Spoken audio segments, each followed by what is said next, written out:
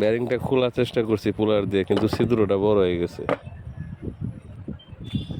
এখন আমরা এটা চাপিয়ে নিব।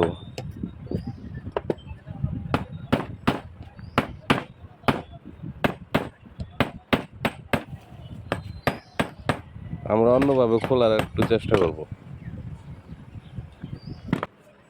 একটা পাইপের টুকরা দিয়ে আমরা একটা ক্যাপ বানাইছি, একটা বোল্টের সাহায্যে ঝালাই করে নিছি।